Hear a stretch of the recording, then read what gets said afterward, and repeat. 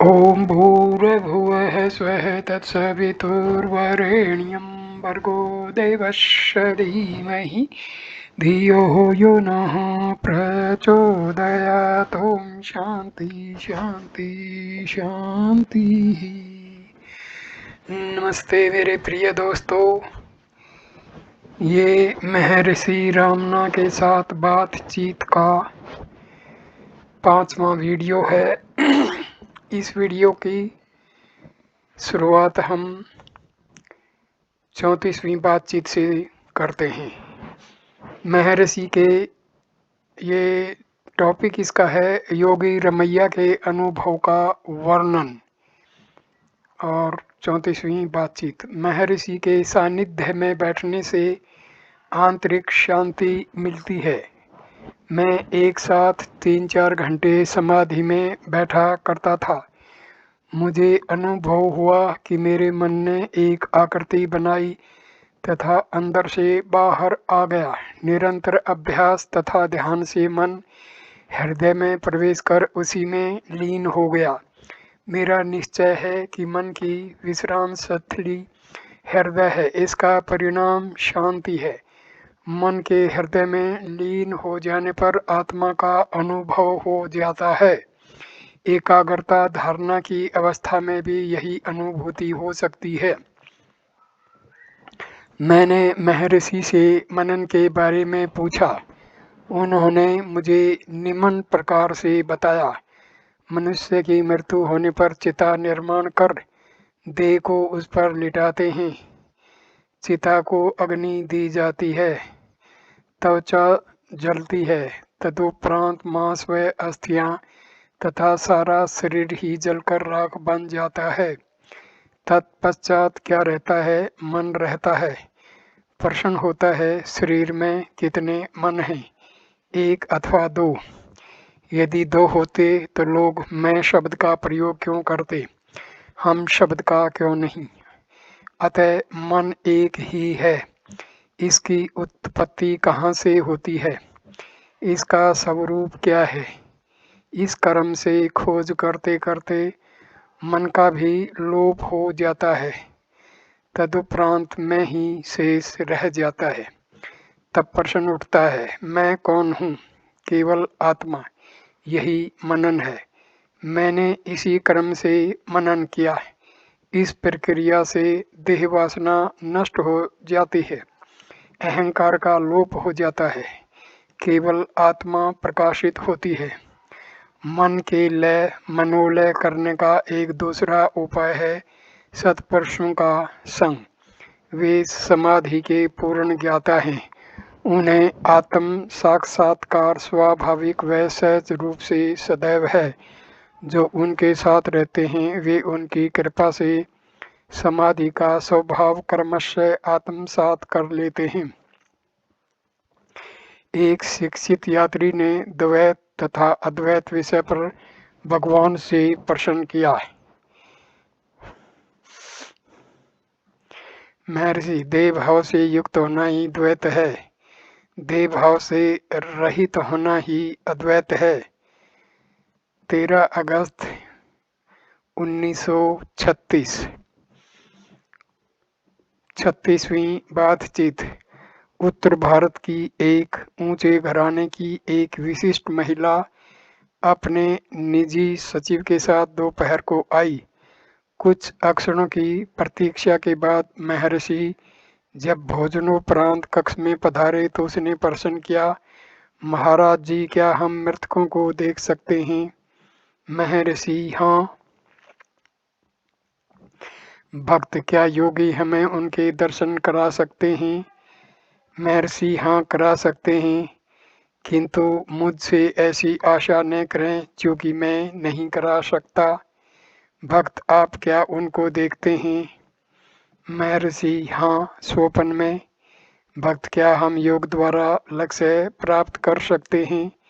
महर्षि, कर सकते हैं। भक्त, क्या आपने योग पर लिखा है? क्या इस विषय पर आप द्वारा लिखित पुस्तकें हैं? महर्षि, हाँ। 37वीं बात, किसी ने प्रश्न किया, कर्म क्या है?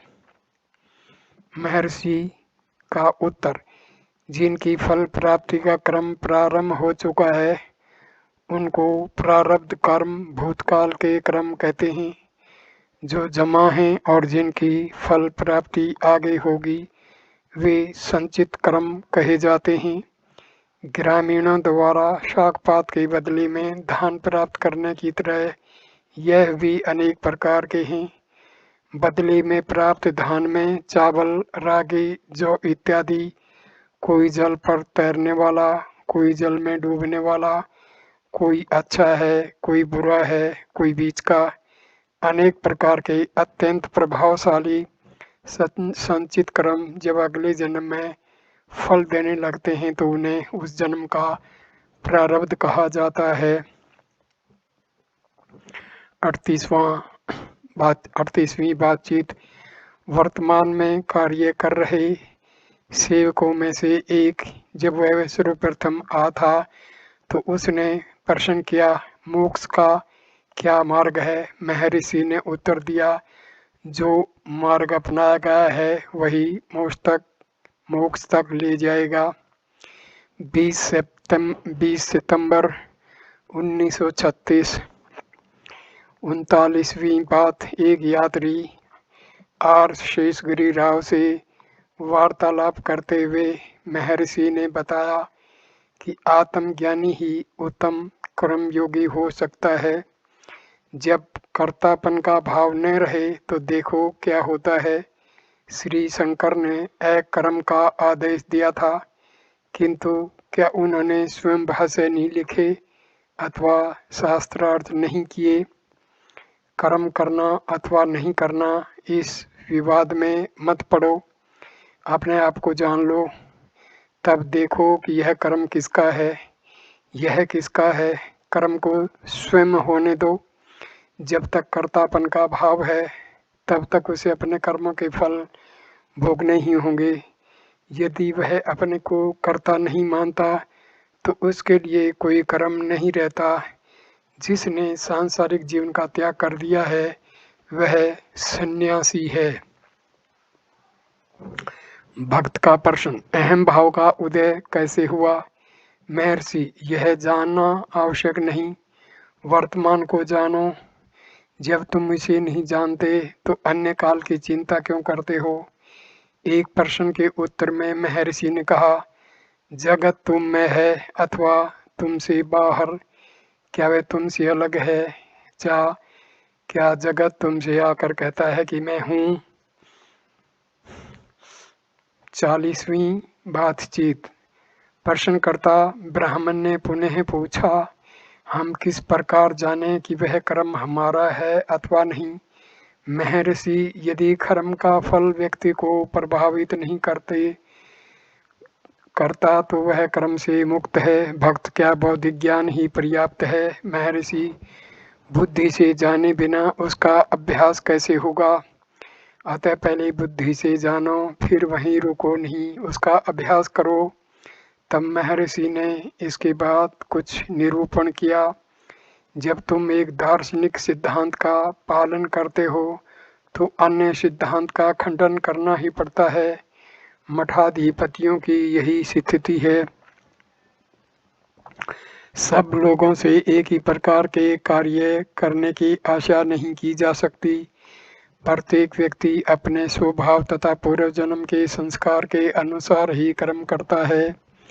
ज्ञान, भक्ति, कर्म एक दूसरे से संबद्ध हैं। ध्यान करने के लिए आकार अपनी स्वयं की रुचि के अनुसार होता है। इसका उद्देश्य है अन्य आकारों से बचना तथा एक ही आकार में लगना।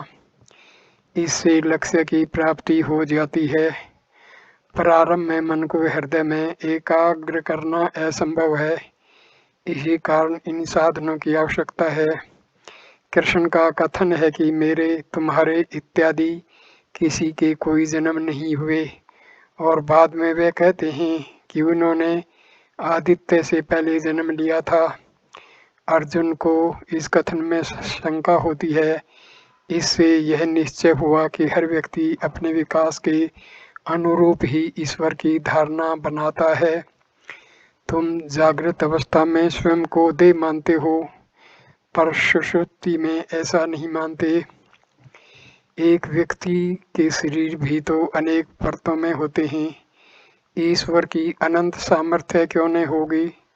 जो भी मार्ग अपनाया जाए ज्ञानी पुरुष उसे ही प्रोत्साहन देते हैं, क्योंकि वह मार्ग भी अन्य मार्गों की तरह लक्ष्य तक ले जाता है। 41वीं बातचीत। भक्त का प्रश्न, क्या स्वर्ग तथा नरक हैं? महर्षि का उत्तर, वहां जाने के लिए कोई अवश्य होना चाहिए। वे स्वप्नवत हैं। हमें स्वप्न में भी समय तथा आकाश का आभास होता है। सत्य क्या है, स्वप्न या जागृति? भक्ति इसलिए हमें काम क्रोध आदि से अपने आप को बचाना चाहिए। महर्षि, संकल्पों का त्याग कर दो, अन्य किसी चीज के त्याग की आवश्यकता नहीं। कुछ भी देखने के लिए तुम्हारा होना आवश्यक है, वह आत्मा है। आत्मा नित्य जागृत है। भक्त, क्या तीर्थ यात्रा आदि लाभदायक हैं?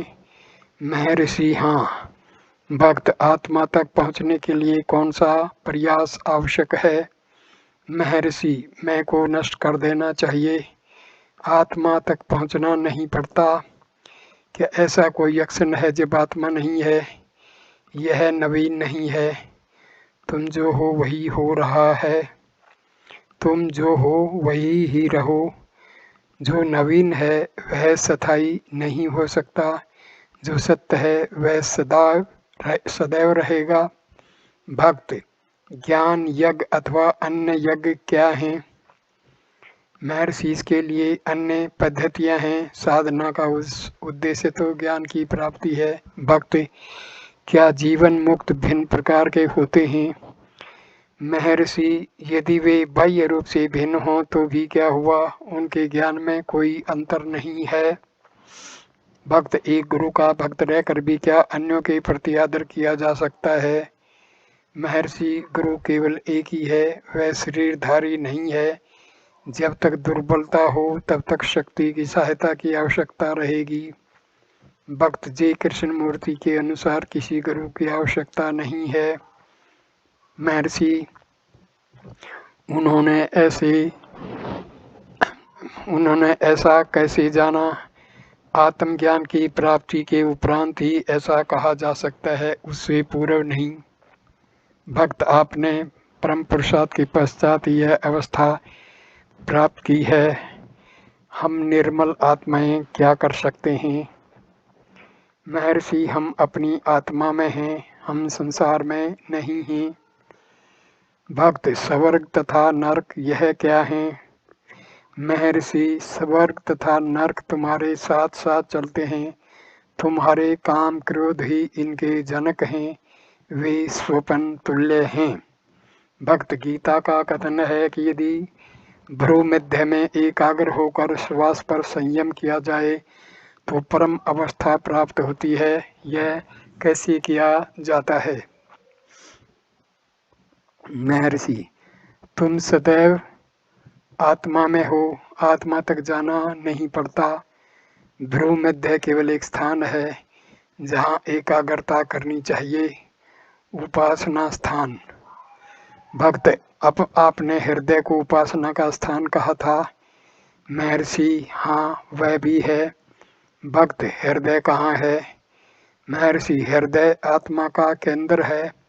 आत्मा केंद्रों का केंद्र है। हृदय मानसिक केंद्र का प्रतीक है, शारीरिक केंद्र का नहीं। भक्त, ज्ञान शब्द आत्मज्ञान का द्योतक है। इसी शब्द का प्रयोग साधन के रूप में भी करते हैं, ऐसा क्यों? महर्षि, ज्ञान शब्द को साधन के लिए भी व्यवहार करते हैं, क्योंकि अंत में उसका परिणाम साक्षात्कार है। भक्त, क्या एक व्यक्ति को चाहे उसका ज्ञान कितना ही अपूर्ण हो, उपदेश में प्रवृत्त होना चाहिए? महर्षि, यदि उसका प्रारब्ध उस प्रकार का हो। गीता के 7वें अध्याय में अर्जुन प्रश्न करता है कि क्या कर्म साधन है? कृष्ण उत्तर देते हैं कि ऐसा ही है। यदि अकर्तापन के भाव से किया जाए, ऐसा ही उन शास्त्र सम्मत कर्मों के बारे में जानो जिन्होंने कर्म का निषेध किया है। उनके द्वारा उन्हीं कर्मों को निषिद्ध ठहराया है जो कर्तापन के भाव से किए जाते हैं। कर्मों को त्यागो मत, तुम ऐसा कर भी नहीं सकते। कर्तापन के भाव को त्यागो। कर्म स्वतः ही होते रहेंगे अथवा कर्म तुमसे छूट जाएंगे। यदि तुम्हारे प्रारब्ध में कर्म करना है तो वे तुमसे होंगे ही, तुम चाहो या न चाहो। यदि तुम्हारे प्रारब्ध में कर्म नहीं है तो तुम कितने ही आग्रह से उनमें प्रवृत्त हो वा नहीं। जनक शुकादि अहंकार रहित होकर कर्मरत थे। यश के लिए भी कर्म किया जा सकता है तथा निस्वार्थ भाव से समाज के लाभ के लिए भी किया जा सकता है। फिर भी उन्हें प्रशंसा की इच्छा रहती है, इसलिए वे भी वास्तव में स्वार्थपूर्ण होते हैं। भक्त वह एक वस्तु क्या है जिसे जानकर सारे संशय निवृत्त हो जाते हैं। महर्षि, संशयकर्ता को जान लो। यदि संशयकर्ता पकड़ में आ जाए तो संशय उत्पन्न नहीं होंगे। यहाँ संशयकर्ता के परे जाना है। फिर जब संशयकर्ता ही नहीं रहता तब संशय उदय नहीं होंगे। फिर वे कहाँ से उत्पन्न होंगे। सभी मनुष्य ज्ञानी तथा जीवन मुक्त हैं। उन्हें केवल इस वास्तविकता का भान नहीं है। संशयों को निर्मूल करना ही होगा। इसका तात्पर्य यही है कि संशयकर्ता को निर्मूल करना आवश्यक है। यहाँ संशयकर्ता मन है। भक्ति इसके लिए क्या कर्म है। महर्षि, मैं कौन हूँ इसकी खोज करो। भक्त, क्या हम इसका जाप करें। महर्षि, तुम यह विचार क्यों करो कि मैं यह हूँ। खोज करने से संकल्प खत्म हो जाएंगे, समाप्त हो जाएंगे। तब जो अनिवार्य अवशेष आत्मा है वह प्रकट होगी। भक्त, क्या हठ योग आवश्यक है। महर्षि, यह भी एक साधन है। यह सदैव आवश्यक हो ऐसा नहीं है। यह व्यक्ति पर निर्भर करता है। आत्म विचार प्राणायाम से आगे है। योग वासिष्ठ में चुड़ाला शिखी ध्वज के अहंकार को मारने के लिए आत्म विचार का परामर्श देती है। प्राण अथवा बुद्धि दोनों को ही संयम में रखने से सत्य का साक्षात्कार हो सकता है। हठ योग प्राण का है, आत्म विचार बुद्धि का है। भक्त का प्रश्न, क्या ज्ञान प्राप्ति के बाद ज्ञानी का कोई व्यक्तित्व रहता है। महर्षि, वह व्यक्तित्व कैसे रख सकता है।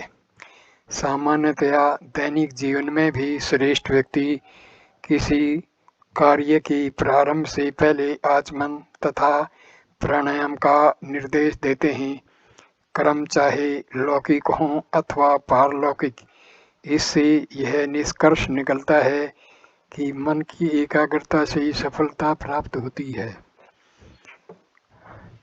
भक्त, मैं नीति यह नहीं का ध्यान करता हूँ। महर्षि, नहीं, यह ध्यान नहीं है। स्रोत को खोजो, तुमको स्रोत तक पहुँचना ही है। असत्य में देह भाव नष्ट हो जाएगा तथा सत्य में आत्म भाव की अनुभूति हो जाएगी। मैं देह भाव वास्तविक में आत्म भाव से भिन्न नहीं रह सकता। 24 सितंबर 1936। 42वीं बातचीत। मदनपल्ली से श्री डंकन ग्रीसलेस ने निम्न प्रकार से लिखा। कभी कभी चैतन्य का स्पष्ट प्रकाश दिखाई देता है जिसका केंद्र सामान्य अहम से बाहर है तथा जो सम्मिलित करने वाला प्रतीत होता है। मन को दार्शनिक सिद्धांतों से अलग रखते हुए भगवान हमें किस प्रकार से मार्गदर्शन करेंगे जिससे कि वे प्रकाश हमें प्राप्त हों, शिथिल रहें तथा उनकी वृद्धि हो। क्या इस प्रकार के अनुभवों के अभ्यास के लिए एकांतवास आवश्यक है? श्री भगवान ने उत्तर दिया, बाहर, अंदर या बाहर किसके लिए है? जब तक दृष्टा एवं दृश्य हैं वे केवल तभी तक हैं, फिर ये दोनों किसके लिए हैं? ये दोनों एक होकर केवल दृष्टा रह जाएंगे। देखो दृष्टा में कौन है? विचार प्रक्रिया तुम्हें दृष्टा से परे शुद्ध चैतन्य तक ले जाएगी। सामान्य अहम मन है, इस मन की अपनी सीमाएं हैं, किंतु शुद्ध चैतन्य निस्सीम है तथा उपरोक्त आत्म विचार की प्रक्रिया से उस तक पहुंचा जा सकता है। प्राप्ति आत्मा सर्वदा है। आत्म साक्षात्कार के मार्ग की बाधाओं को हटाना है, प्राप्ति को चिरस्थायी रखना। एक बार आत्म प्राप्ति होने के पश्चात वह सदैव रहेगी, वह कभी खोती नहीं। विस्तारित करना आत्मा का विस्तार नहीं होता, क्योंकि आत्मा न कभी घटती है न कभी बढ़ती है। एकांतवास आत्मा में शिथिल रहना ही एकांत है, क्योंकि आत्मा से भिन्न कोई वस्तु नहीं है। एकांतवास के लिए एक स्थान से अन्य स्थान में जाना होता है। आत्मा से भिन्न कोई भी स्थान नहीं है। सब कुछ आत्मा होने से कहीं भी जाना असंभव एवं असंगत है। अभ्यास करना ही आत्मा की खोज है। 28 मार्च 1935 43वीं बातचीत। श्री एस रंगनाथन ICS जिलाधीश वेल्लोर, श्री SV राममूर्ति ICS तथा पुदुकोटा राज्य के भूतपूर्व दीवान श्री T राघवैया आश्रम में आए। श्री रंगनाथन ने पूछा, कृपया मुझे निर्देश करें कि मन को वश में कैसे किया जाए। महर्षि, इसके 2 साधन हैं। एक यह है कि देखो मन क्या है तो यह नहीं रहता। दूसरा साधन किसी वस्तु पर अपने ध्यान को शिथिल करना है, इससे मन शांत हो जाएगा। प्रश्नकर्ता ने अधिक स्पष्टीकरण के लिए पुनः उसी प्रश्न को दोहराया, कुछ विस्तार के साथ पुनः वही उत्तर दिया गया। प्रश्नकर्ता संतुष्ट प्रतीत नहीं हुआ। श्री राघवैया, क्योंकि हम लोग सांसारिक हैं, कुछ न कुछ व्यथा हमें लगी रहती है और नहीं जानते कि उनसे कैसे छुटकारा पाया। ईश्वर की प्रार्थना करने से भी हमें संतोष नहीं होता, हम क्या करें? महर्षि, ईश्वर में विश्वास करो। भक्त, हम आत्म समर्पण करते हैं फिर भी कोई सहायता नहीं। महर्षि, हाँ, यदि तुमने ईश्वर के प्रति आत्म समर्पण कर दिया तो तुमको ईश्वर की इच्छा के अनुसार रहने की अक्षमता होनी चाहिए और तुमको जो अच्छा न लगे उस पर असंतोष प्रकट नहीं करना चाहिए। घटनाक्रम जैसा तुम्हें दिखता है उसका परिणाम उससे भिन्न भी हो सकता है। अनेक बार दुख मनुष्य को ईश्वर में विश्वास पैदा करा देता है। भक्त का प्रश्न, पर हम सांसारिक ठहरे, पत्नी हैं, बच्चे हैं, मित्र हैं, संबंधी हैं, उन सब की स्थिति की उपेक्षा कर तथा अपने व्यक्तित्व को बिना कुछ रखे हम कैसे ईश्वर इच्छा अंगीकार करें? महर्षि, इसका अर्थ यह है कि तुम अपने को कहे अनुसार समर्पण नहीं किया है, तुम्हें केवल ईश्वर में ही विश्वास करना चाहिए। श्री राममूर्ति, स्वामी जी, मैंने ब्रंटन की पुस्तक गुप्त भारत की खोज पढ़ी है।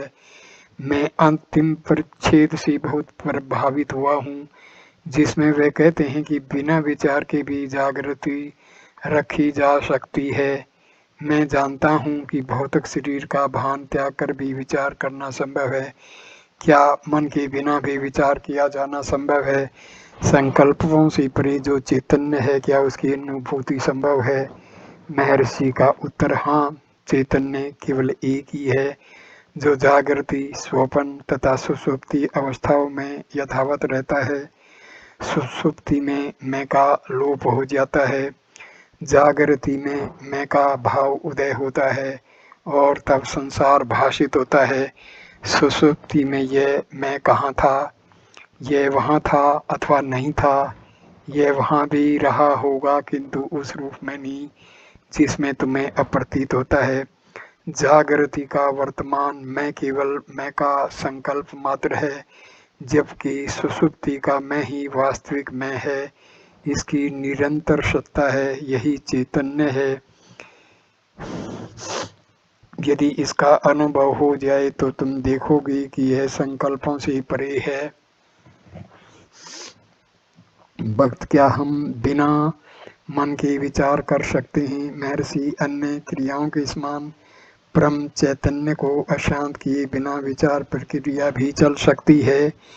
भक्त, क्या दूसरे के मन के विचार को जाना जा सकता है? सदैव की भांति महर्षि ने दूसरों की चिंता करने से पहले उनको अपनी आत्मा के अनुसंधान का आदेश दिया। महर्षि ने पूछा, अपनी स्वयं की आत्मा से भिन्न और कोई दूसरा है कहाँ? श्री राघवैया, हम आध्यात्मिक तथा सांसारिक अनुभवों में परस्पर संबंध कैसे करें? महर्षि का उत्तर, अनुभव केवल एक ही है। सांसारिक अनुभव जिनका मिथ्या मैं पर निर्माण होता है, उसके अलावा और है क्या? संसार के सर्वाधिक सफल मनुष्य से प्रश्न पूछिए, क्या वह स्वयं की आत्मा को जानता है? वह कहेगा नहीं। आत्मा को जाने बिना कोई क्या जान सकता है? सारा सांसारिक ज्ञान ऐसी अक्षुद्र नींव पर आधारित है। श्री राममूर्ति, वास्तविक मैं को मिथ्या में से भिन्न कैसे जाने? महर्षि, क्या कोई ऐसा है जो स्वयं से अनभिज्ञ हो? हर व्यक्ति स्वयं को जानता है पर फिर भी आत्मा से अनभिज्ञ है। क्या ही विचित्र विरोधाभास है। महर्षि ने पुनः कहा, यदि यह अनुसंधान किया जाए कि मन है अथवा नहीं तो ज्ञात होगा कि मन है ही नहीं। यही मन का नियंत्रण है। इसके विपरीत यदि मन की सत्ता मान ली जाए और इसको नियंत्रित किया जाए तो मन ही मन पर नियंत्रण करता हो जाएगा। जिस प्रकार चोर ही सिपाही बनकर चोर को पकड़े, स्वयं को पकड़े, मन का अस्तित्व भी इसी प्रकार है, किंतु यह स्वयं को धोखा देता है। 3 अप्रैल 1935। 44वीं बातचीत। श्री एकनाथ राव, एक इंजीनियर, ने श्री भगवान से प्रश्न किया, क्या आत्म विचार के लिए एकांत आवश्यक है? महर्षि, एकांत सर्वत्र है। व्यक्ति सदैव अकेला है। उसकी अपने अंदर खोज अंतर्मुख होना करना है, उसकी खोज बाहर नहीं करनी है। भक्त का प्रश्न, व्यवहारिक जगत कलेश में है। महर्षि, अपने आप को दुखी मत होने दो, विचार करो कलेश किसे हैं। थोड़े से अभ्यास के बाद वह तुम्हें व्यथित नहीं करेगा। भक्त, अभ्यास भी असंभव है। महर्षि, अभ्यास करोगे तो इतना कठिन नहीं लगेगा। भक्त, आंतरिक अनुसंधान से भी उत्तर नहीं मिलता। महर्षि, अनुसंधान करता ही उत्तर है, अन्य कोई उत्तर नहीं आ सकता। जो नवीन है वह सत्य नहीं हो सकता, जो सनातन है वही सत्य है। 6 अप्रैल 1935। 45वीं बातचीत। एक व्यक्ति ने प्रश्न किया, साक्षात्कार का मार्ग कठिन है। सांसारिक विषय सरलता से समझ में आ जाते हैं, जबकि यह समझ में नहीं आते। महर्षि, हाँ, मन सदा भारी ज्ञान की खोज में रहता है। वह अपने स्वयं के आंतरिक ज्ञान की उपेक्षा करता है। भक्त श्री भगवान के सानिध्य में 1 दिन रहना अच्छा है, 2 दिन रहना उत्तम है, 3 दिन रहना और भी अधिक उत्तम है, और इसी प्रकार है। यदि हम यही निवास करने लगे तो हम सांसारिक कार्य कैसे कर सकेंगे। महर्षि, यहाँ निवास करना या अन्यत्र निवास करना समान ही मानना चाहिए, उसका फल भी समान ही है।